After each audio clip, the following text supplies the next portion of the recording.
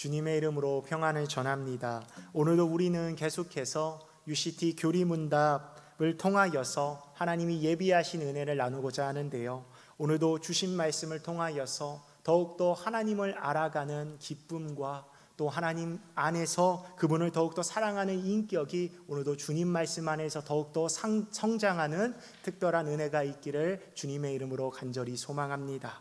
오늘 우리가 함께 살펴볼 주제는 UCT 교리문답 제21문부터 23문까지의 문답입니다. 사실 오늘 말씀을 준비하며 예배가 재개되는 이 시점에서 내가 좀 더 편한 마음으로 그리고 좀 더 우리 성도님들을 웃겨드리면 어떨까, 그래서 한번 이 말씀을 통해 소위 말해 홈런을 한번 쳐보면 어떨까, 제 안에 그런 마음 안에 욕심이 있었으나 제가 오늘 딱 문답을 보고는요, 그 모든 욕심을 제가 살포시 내려놓고 하나님께서 주실 은혜를 사모하며 이 자리에 서게 되었습니다. 그러나 하나님의 말씀은 우리가 다 아시는 것처럼 좌우의 날선 어떤 검보다도 예리하고 활력이 있어 오늘도 우리가 앞서 간절히 소망했던 것처럼 하나님을 알아가는 우리의 지식과 그 기쁨과 더욱더 그분을 사랑하는 인격을 오늘도 주님 말씀을 통해 성장시키실 줄로 믿습니다. 그 믿음 갖고 오늘도 말씀에 의지하여서 하나님 안에서 성장하시는 그런 은혜가 있기를 간절히 소망합니다. 그렇다면 이 시간 가장 먼저로 오늘 문답을 우리가 한 목소리로 좀 문답해 보면 좋겠습니다. 제가 질문을 제가 읽으면 그 답변을 해주시면 됩니다. 21문입니다. 우리가 하나님께 다시 인도되려면 어떠한 구속자가 필요합니까?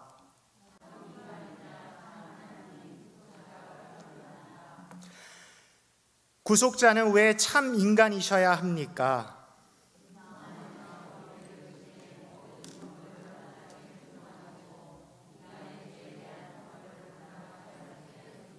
마지막으로 23문입니다. 구속자는 왜 참 하나님이셔야 합니까?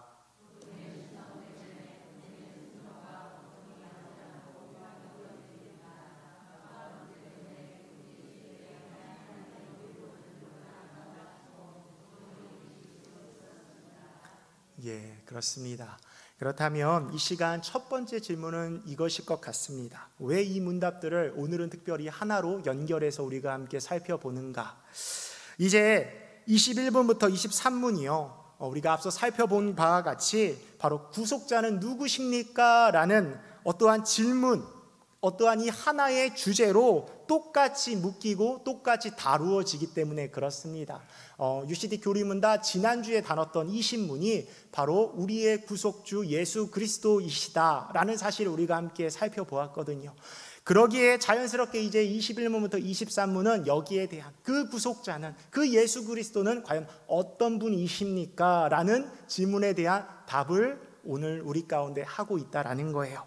그래서 이를 보다 구체적으로 설명하면 21문은 이 질문에 대한 단편적인 대답, 쉽게 말해 단답식으로 우리에게 그 답을 제공하고 있고, 이제 22문과 23문은 이 질문에 대하여 좀 더 확장해서 보다 이를 자세히 설명하기 위해 서술식의 답변으로 우리 가운데 얘기하고 있다는 것입니다. 그러기에 21문부터 23문 많은 주제가 아니라 하나의 주제이기에 우리 성도님들께서 그 점을 참고하셔서 오늘 말씀 가운데 함께 참여해 주시면 좋겠습니다. 결국 오늘 UCT 교리문답 21문부터 23문의 핵심적인 질문을 요약하면 크게 두 가지 질문인 것 같습니다. 먼저 첫 번째로는 우리의 구속자는 곧 예수 그리스도이신데 왜 그분은 참 사람으로, 참 인간으로 이 땅 가운데 오셔야만 했는가? 조금 어렵게 말하면 바로 그분의 인성에 관해서 질문하고 있는 것이 첫 번째 질문일 거고요. 두 번째로는 이렇듯 참 인간으로 오신 예수님은 뿐만 아니라 왜 참 하나님으로 이 땅 가운데 계셔야 했는가? 바로 그분의 신성에 관해서 던지는 질문, 이 두 가지 질문을 갖고 오늘 우리가 문답을 살펴보도록 하겠습니다. 그러면 먼저 첫 번째 질문입니다. 왜 우리 구속자이신 예수 그리스도께서는 이 땅 가운데 참 인간으로, 참 사람으로 오셔야 했나? 제가 크게 이 인성에 관하여 두 가지 답변을 드리고자 합니다. 먼저 첫 번째로는 그분의 인성으로서 성부 하나님이 구약 율법에서 정하셨던 요구, 곧 하나님의 공의로우신 성품을 만족시키시기 위하여, 바로 그 이유 때문에 하나님은, 우리 예수님은 이 땅에 인성으로 성육신 하셨다라는 것입니다. 이를 위해 우리가 하나님의 성품과 하나님의 그 구속 계획을 먼저 우리가 살펴보기를 원합니다. 여러분, 먼저 하나님은 어떤 분이십니까? 결코 시건치 않으시는 하나님. 예전 성경에 시건이라는 말이 쓰였거든요. 거짓말하시지 않는 하나님, 거짓이 없으신 하나님, 그리고 공의로우신 하나님이 바로 하나님의 성품이세요. 그래서 민수기 23장 19절 말씀은 다음과 같이 말합니다. 하나님은 사람이 아니시니 거짓말을 하지 않으시고 인생이 아니시니 후회가 없으시도다. 어찌 그 말씀하신 바를 행하지 아니하시며 하신 말씀을 실행하지 아니하시랴. 또한 신명기 32장 4절은 이렇게 말합니다. 그는 반석이시니 그가 하신 일이 완전하고 그의 모든 길이 정의롭고 진실하고 거짓이 없으신 하나님이시니 공의로우시고 바르시도다. 아멘. 무슨 말입니까? 하나님이 이런 분이시라는 거예요. 하나님의 그 존재가, 그분의 본래의 성품이 이러시다는 거예요. 거짓이 없으신 분, 시건치 않으신 분, 그리고 공의로우신 하나님. 그러나 우리가 알다시피 첫사람 아담과 하와가 어떻게 하였습니까? 이들은 하나님의 말씀에 불순종해서 범죄했고 타락했다라는 거죠. 그 결과 이들은 결코 시건치 않으시는 공의로우신 하나님의 앞에서 영원한 죽음, 영원한 진노 앞에 서 있게 되었다라는 거예요. 그러나 우리 주 하나님은 어떻게 하십니까?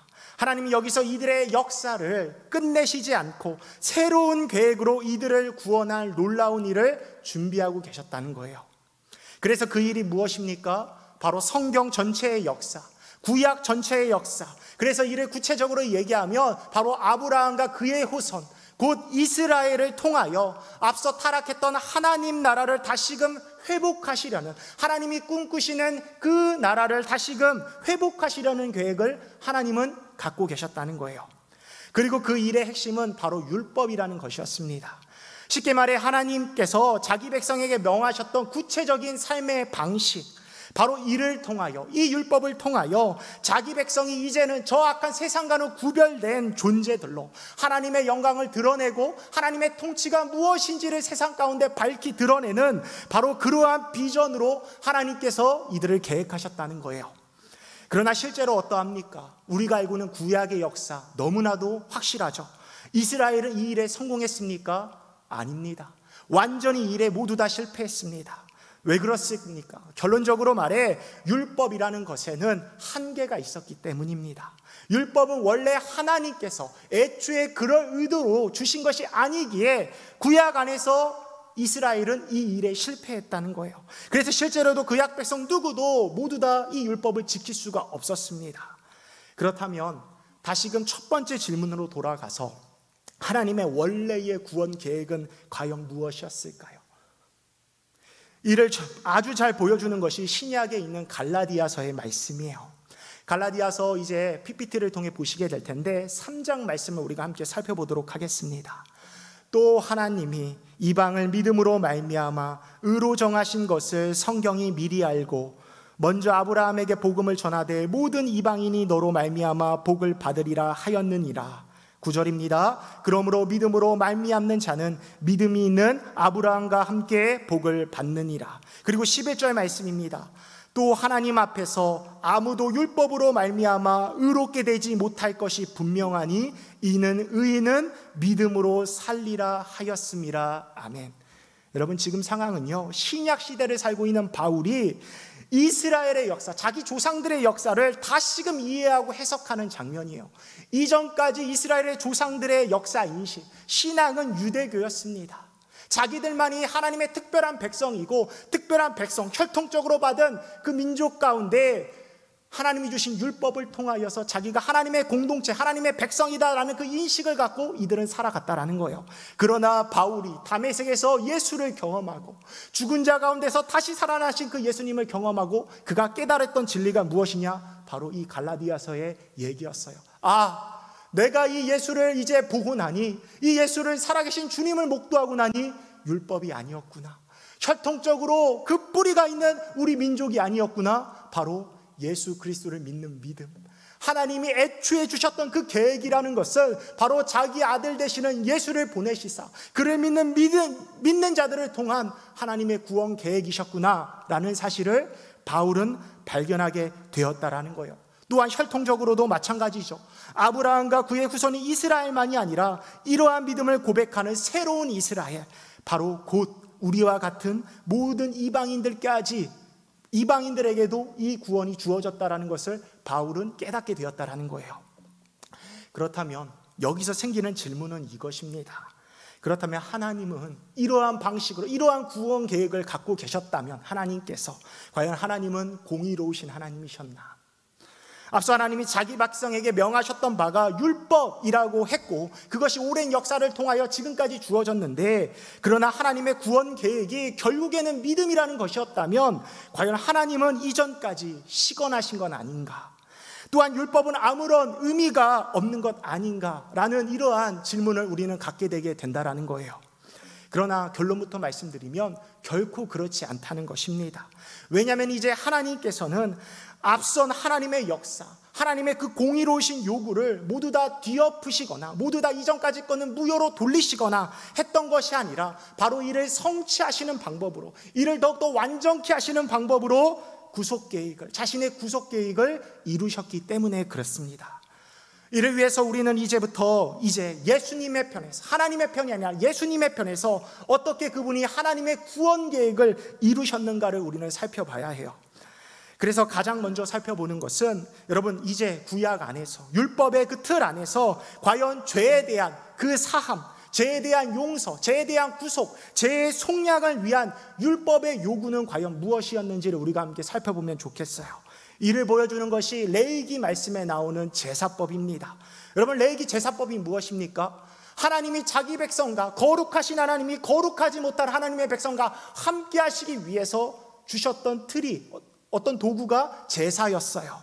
그런데 이 제사에는 여러 가지 다양한 특징들이 있겠지만 오늘 이 시리즈를 통해서 두 가지만 보길 원하는데, 먼저 첫 번째로는 죄사함, 죄의 속량을 위해서는 반드시 대속 생명의 피 흘림이 있어야 된다는 거였어요.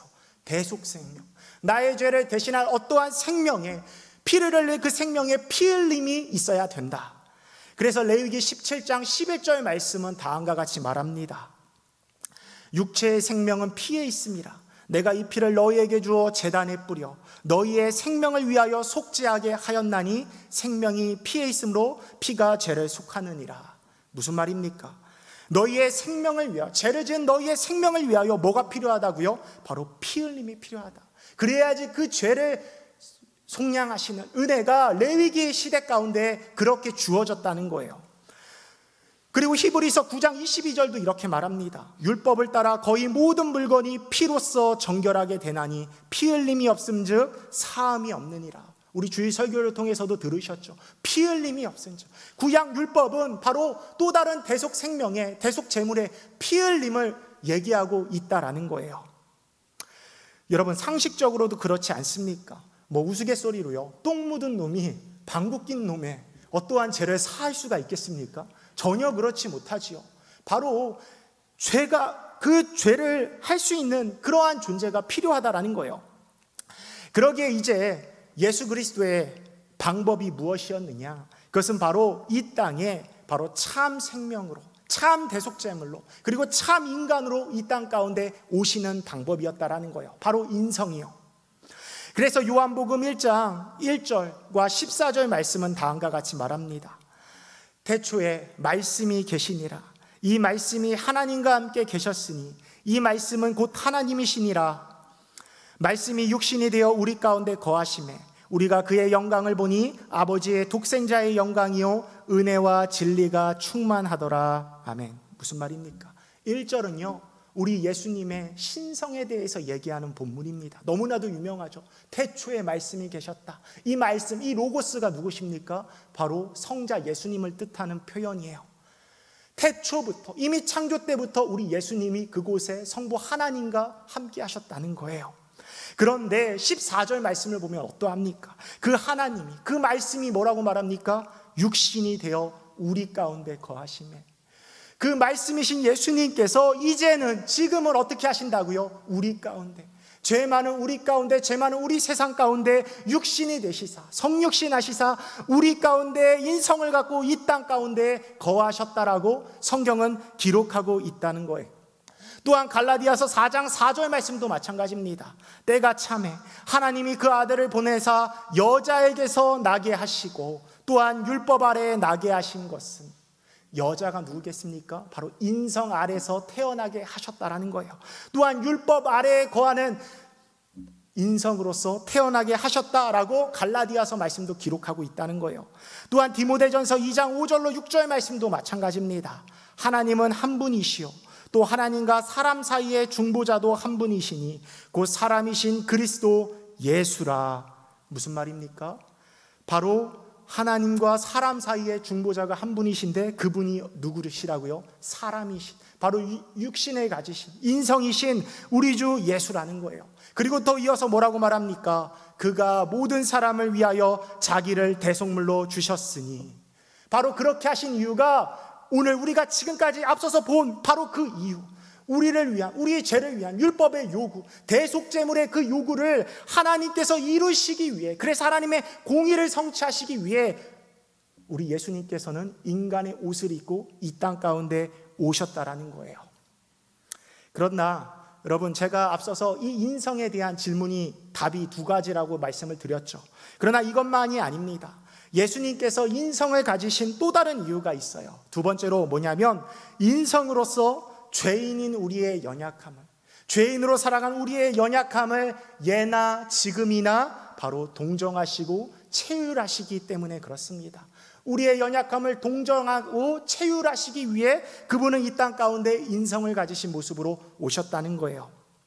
제가 한 가지 질문을 드리겠습니다. 2000년 전의 역사 속에서 여러분, 성육신 하셔서 대속의 죽음과 부활 그리고 승천하신 그 예수님께서 지금은 어떠한 상태로 계실까요? 성경 공부니까 편하게 제가 질문 드리는 거예요. 지금은 어떤 상태로 계실까요? 마치 유령처럼, 캐스퍼처럼 그런 존재로 계실까요? 보이지도 않는 바람과 같은 존재로 계실까요? 생각보다 중요한 신학적인 답일 것 같은데, 그 답은 여전히 성육식하신 모습처럼 인성과 함께 계신다라는 거예요. 인성과 함께.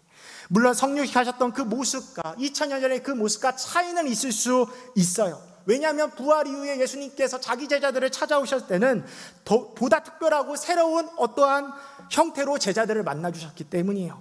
그러나 그럼에도 불구하고 성경이 기록하는 바가 무엇입니까? 그 예수님은 여전히 인성을 지니신 채로 우리와 만나 우리와 소통하시고 우리의 인격의 어떤 일부를 우리 가운데 하신 채로 여전히 계신다라는 거예요. 그렇다면 왜 그럴까요? 왜 그렇겠습니까? 그것은 결론적으로 말해 우리를 여전히 동정하시고 체휼하시는, 우리의 죄를, 우리의 처지를 가엾게 여기시고 불쌍하게 여기시는 그분의 마음 때문이라는 거예요. 그래서 히브리서 4장 14절로 15절 말씀은 다음과 같이 말합니다. 그러므로 우리에게 큰 대제사장이 계시니 승천하시니 곧 하나님의 아들 예수시라. 우리가 믿는 도리를 굳게 잡을지어다. 우리에게 있는 대제사장은 우리의 연약함을 동정하지 못하실 리가 아니요. 무슨 말입니까? 우리 히브리서 계속 보면서 이 말씀 봤잖아요. 우리 주님 예수 그리스도께서는 우리의 대제사장이신데 그분은 우리의 연약함을 동정하지 못하시는 그런 분이 아니시다는 거예요. 우리의 아픔 아시고 우리의 어려움 아시고, 그래서 우리가 주님 앞으로 나아가는 거잖아요. 그분에 의지하여서 하나님께로 우리가 나아가는 거잖아요. 그런데 그분이 그러시는 그 이유가 그 다음에 나왔는데 뭐라고 말합니까? 모든 일에 우리와 똑같이 시험을 받으신 이로되 죄는 없으시니. 바로 앞서 우리가 배웠던 그 내용처럼 모든 일에 우리들처럼 똑같이 시험 받으시고 인성의 모습으로 계셨던 분이시기에 그분은 오늘도 우리의 연약함을 동정하지 못하신 이가 아니라고 성경은 기록하고 있다는 거예요. 그러므로 여러분, 우리가 어떻게 해야겠습니까? 이 인성을 바라보고 인성교리를 믿고 살아가고 있는 우리는 어떻게 해야겠습니까? 이어지는 히브리서 4장 16절은 말하죠. 이 말씀을 우리가 다 같이 읽겠습니다. 그러므로 우리는 긍휼하심을 받고 때를 따라 돕는 은혜를 얻기 위하여 은혜의 보좌 앞에 담대히 나아갈 것이니라. 아멘. 무슨 말이겠습니까? 우리는 이제 이 인성 가운데 존재하셨던, 그리고 여전히 존재하시는 예수 그리스도의 그 긍휼을 의지하여 바로 때를 따라 돕는 은혜를 얻기 위해 오늘도 어떻게 해야 된다고요? 은혜의 보좌 앞으로 담대히 나아가야 된다라는 거예요. 그리고 그거는 그렇게 할 수 있는 거고, 또한 다른 말로는 의무적이에요. 그렇게 나아가야 된다라는 거예요. 그렇습니다. 여러분, 신앙생활이라는 것은요, 어떠한 계약적, 조건적, 율법적인 것이 그 본질은 아닌 것 같아요. 훨씬 더 인격적이고 훨씬 더 방향성의 문제인 것 같습니다. 가령 이런 거죠. 제가요, 은혜를 받았어도 수많은 곳에서 얼마나 크고 작은 죄들을 짓고 살아가겠어요. 그러나 그럼에도 불구하고 제 안에서 제가 하나님을 향한 그 방향성, 내가 다시금 회복돼야겠다, 하나님께 더 나아가야겠다라는 그 방향성이 있다면, 저는 하나님께서, 우리 주님께서 오늘도 나의 연약함을 불쌍히 여기시고 나를 긍휼히 여기시고 나의 그런 연약한 부분들을 헤아리시는 그런 분이심을 저는 확신 가운데 믿고 그렇게 살아갑니다. 왜 그럴까요? 바로 앞서 나눈 것처럼 우리 주 예수님은 바로 우리를 동정하시고 인성 속에서 체휼하시는 분이시기에. 그렇다면 이제 오늘 문답의 큰 두 번째 질문을 함께 나누도록 하겠습니다. 그렇다면 왜 우리의 구속자 되시는 예수 그리스도께서 또한 참 하나님으로 오셔야 했을까요? 앞서도 얘기한 것처럼 예수님은 인성으로도 오셨지만 참 하나님이셨죠. 그래서 사실 이 질문은 틀린 거예요. 원래부터 예수님은 하나님이셨으니까. 그런데 우리가 논리상 이렇게 질문해 보자고요. 왜 예수님께서는 이 땅에 참 하나님으로 오셔야 했는가? 제가 여기에도 두 가지 답을 드릴게요. 먼저 첫 번째로는 이 신성, 이 하나님 되심이 있어야지만이 앞서서 인성으로서의 순종과 고통이 효력이 있고 유효하기 때문에 그렇습니다. 제가 한 가지 질문을 드리겠습니다. 오직 예수께서 인성만으로 이 땅에 계셨다면 바로 이전까지의 율법에 대한 순종을 그 순전한 인간이, 인성으로 존재하는 그 존재가 전부 다 이룰 수 있었을까요? 또한 오직 인성만으로 예수께서 존재하셨다면 그 하나님의 그 진노, 그 신적인 진노를, 그 진노의 잔을 여러분 순전한 인간이 다 그 그릇을 받아낼 수 있었을까요? 결과는 그렇지 않다는 거예요. 여러분, 가정 생각해 보십시오. 저는요, 오늘 아침에도 우리 아내의 진노를 감당할 수조차 없는 존재였어요. 아내가 어떤 어려움 가운데 진노하더라고요. 그런데 저란 존재는 그 진노마저도 감당할 수 없는 그런 존재라는 거예요. 마찬가지죠. 우리는 사람의 진노조차 우리가 감당할 수 없는 게 바로 우리의 모습이에요. 그런데 하물며 천지지으신, 살아계신, 초월하신 그 하나님의 진노를 어떻게 온전한 인간이 그 진노의 그릇을 다 받을 수 있겠느냐라는 거예요. 그러기에 성부 하나님께서는 자신의 구속 계획 가운데 신비하고 기이한 일을 행하셨는데, 그것이 무엇이냐? 참 인간이면서도 참 하나님이신 자기 아들 예수님을 구속자로 이 땅에 보내시는 일이었다는 거예요. 그래서 앞서서도 우리는 봤죠. 요한복음 1장 1절로 14절 말씀. 이미 그분이 이 땅에 오시기 전 그분은 과연 어떤 분이셨습니까? 말씀이신 존재, 대초에 하나님이신 존재, 바로 그분이 우리 주 예수님이셨다는 거예요. 또한 골로새서 2장 9절은 말합니다. 그 안에는 신성의 모든 충만이 육체로 거하시고, 하나님의 그 신성이, 그 하나님으로서의 하나님 되시는 모든 성품이 누구에게 거한다고요? 우리 예수님에게 거하셨다라는 거예요. 그런데 예수님이 신성을 가지신 분이라는 것은 또 다른 이유가 한 가지가 더 있어요. 이게 매우 중요해요. 그것은 두 번째로 바로 신성으로서 죽음의 권세를 이기시고 부활 생명의 능력이 되시기 위하여 예수님은 이 땅 가운데 하나님으로 오셨다는 거예요. 다시 한번 말합니다. 바로 신성으로서, 하나님의 하나님 되심으로써 이제는 모든 인류가 극복하지 못한 죽음의 권세를 이기시고 부활의 능력, 부활 생명의 능력이 되시기 위해 그분은 참 하나님이셨다는 거예요. 한 가지 질문 제가 다시 한번 드리겠습니다. 우리가 알고 있는 예수 그리스도께서 여러분 단지 인성만, 인생으로서만, 인간으로서만 여러분 존재하셨다면 여러분 어떠했을까요? 저는 이런 생각을 해봐요. 그건 훌륭한 위인들, 훌륭한 이 땅의 성자들도 어느 정도는 이뤘던 삶일 거다. 마더 테레사나 또 우리나라에도 뭐 훌륭한 위인들 많죠. 이게 단지 예수의 정의였다면 이런 사람들은 우리 인생 중에서도 어느 정도는 찾아볼 수는 있을 거다. 그러나 그렇게 인성망을 가진 채로 그냥 죽어버리면 여러분, 그의 삶이 어떠하겠습니까? 저는 그 삶의 정의를 이렇게 내리고 싶어요. 어떤 숭고한 희생, 위대한 죽음일지는 몰라도 우리와는 아무 상관없는, 아무 실효성이 없는, 아무 능력이 없는 그런 뻔한 인간의 감동적인 스토리에 불과했을 거라는 거예요. 그러나 우리 주 예수 그리스도 가장 궁극적으로는 어떤 분이셨습니까? 바로 죽음을 이기시고 다시 부활하신 참 하나님, 참 생명의 주 우리 구주셨다는 거예요. 그래서 사도행전 2장 24절 말씀은 뭐라고 말합니까? 우리 다 같이 읽도록 하겠습니다.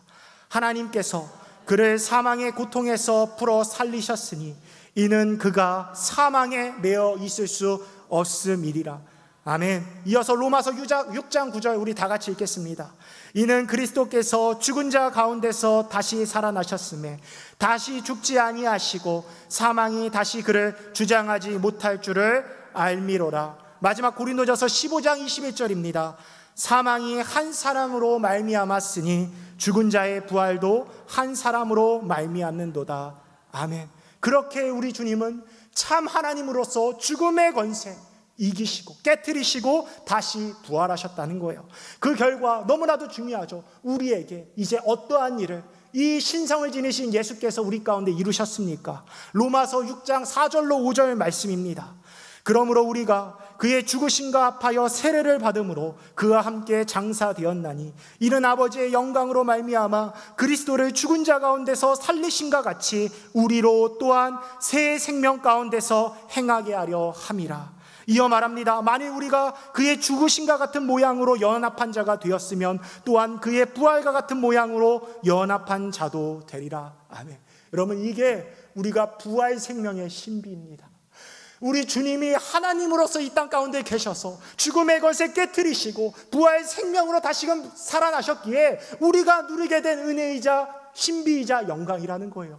이제는 우리가 그 주님을 믿는 믿음 안에서 그분과 함께 죽음에 연합하고 그분과 함께 다시금 살아나는 일에 연합한 자로 하나님이 이제 믿는 우리에게도 영원한 새 생명을 우리 가운데 주셨다는 거예요.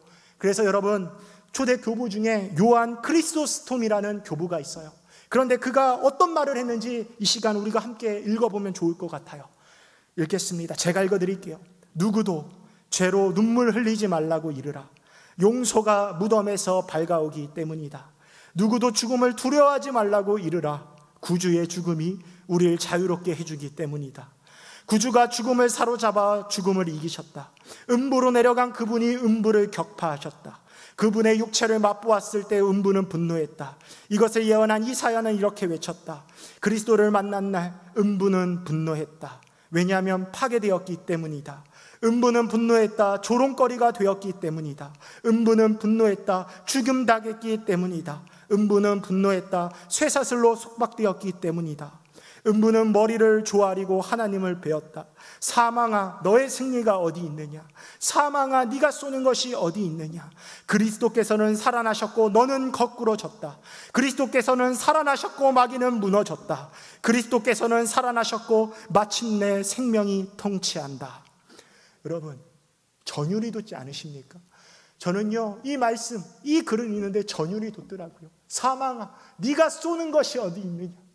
우리 모두는 이 죽음과 사망의 권세 앞에 우리는 모두 다 잠시되어서 살아가는데 지금 우리 구준이가 어떤 일을 행하셨습니까?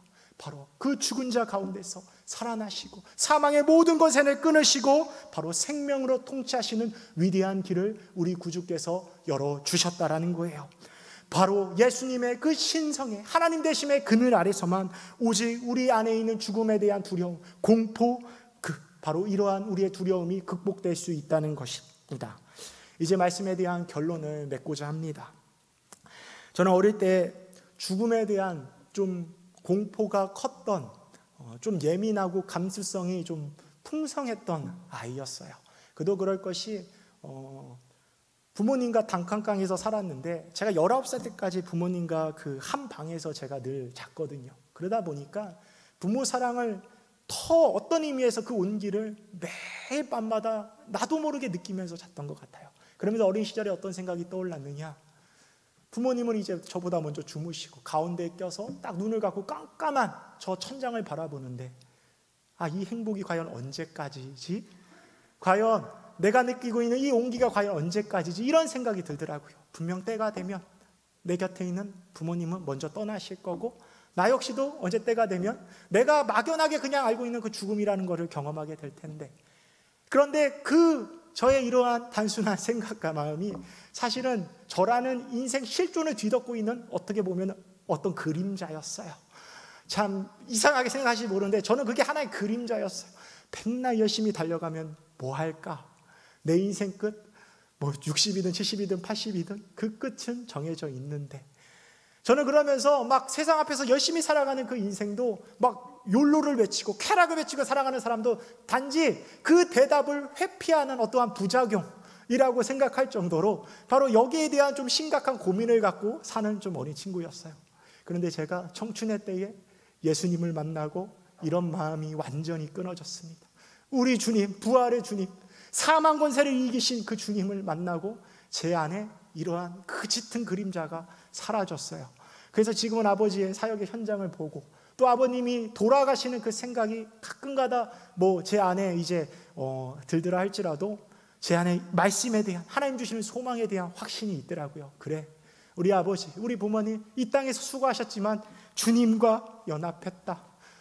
주 예수 십자가에 달려 돌아가셨을 때 주님과 함께 그곳에 죽었고, 그리고 오늘도 예수 믿는 그 믿음으로 주님과 함께 새 생명으로 거하고 계신다. 저는 이러한 믿음이 오늘 이 자리에 있는 우리 성도는 모두에게 있기를 바랍니다. 우리의 신앙이 허상이 아닙니다. 제가 왜 이 얘기를 하냐면, 지금 이 신성의 교리를 포기한 현대 신학적 흐름이 있었어요. 19세기, 20세기에 들어와 분명 교회라고 말하는데 이미 신앙은 신앙이 아니라 종교학이 돼버린, 신앙을 뭐라고 얘기하냐, 인간의 두려움이 어떤 인간 공동체 속에 장치로 만들어진 어떠한 인간의 학문이다 말하는 그러한 생각들이 우리 교회 안에, 그리고 성도들의 마음 안에 들어와 있다라는 거예요. 오늘도 저는 그런 현장을 우리 성도님들이 가지며 살아가는지 모르겠어요. 그런데 제가 알고 있는 신앙은 OX의 문제인 거지 선택의 문제가 아니에요. 이걸 믿음으로 현실적으로 내가 좀 더 유익을 얻느냐 이 문제가 아니라 내가 사느냐 죽느냐의 문제라는 거예요. 그렇다면 코로나의 상황 앞에서도, 어떠한 위기의 상황 앞에서도 저는 그 대답은 동일하다고 생각합니다. 살아계신 하나님을 믿으십니까? 그리고 우리를 죽은 권세 이기신 우리 주 예수님을 믿으십니까? 그렇다면 저는 그 생명의 능력이 오늘 나의 신앙 가운데도 그대로 반영이 되고 오늘 우리가 살아가는 삶의 현장 가운데 우리의 살아있는 능력이 되는 줄로 믿습니다. 오늘도 그 마음으로 이 코로나 시대에도 이 자리까지 나오신 줄로 믿고요. 앞으로도 우리 삶 가운데 주님의 사람으로 그렇게 살아가는 우리 성도님들 되시기를 주의 이름으로 간절히 소망합니다. 기도하겠습니다.